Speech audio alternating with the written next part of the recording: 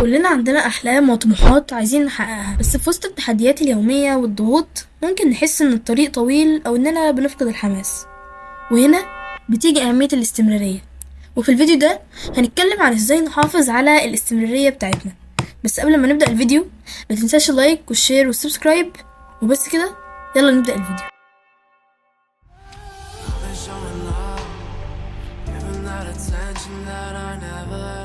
الاستمرارية هي مفتاح النجاح في أي مجال مهما كان، سواء كانت الحاجة اللي بتعملها كونتنت كريتور أو مذاكرة أيا كان. من غير الاستمرارية هيكون صعب جدا إنك تنجح في المجال ده. تخيل مثلا لو أنت عندك مشروع واشتغلت على المشروع ده أول يوم وتاني يوم وبعديها قطعت يومين ورجعت تاني وبعديها قطعت أسبوع، هل تفتكر إن المشروع ده ممكن ينجح؟ أكيد لأ.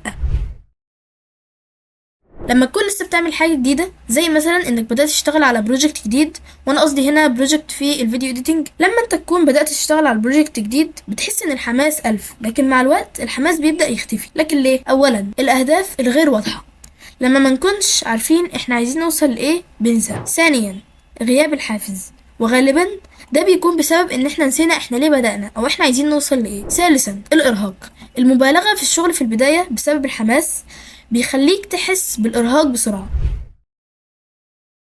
اولا حدد اهداف صغيرة وواضحة، يعني مثلا بدل ما تكتب انك عايز تتعلم لغة جديدة، اكتب انك عايز تتعلم 5 كلمات يوميا. ثانيا تنظيم الوقت، خصص وقت ثابت كل يوم للمهمة اللي انت عايز تستمر فيها.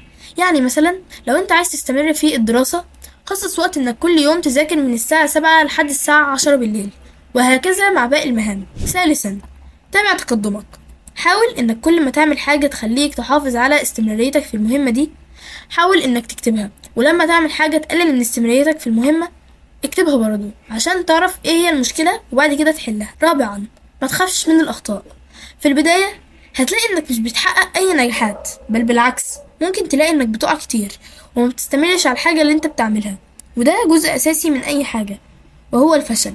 عشان كده لما تلاقي انك بتفشل كتير ما تستسلمش من اول مرة.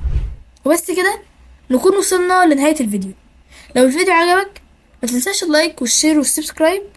وبس كده، سلام.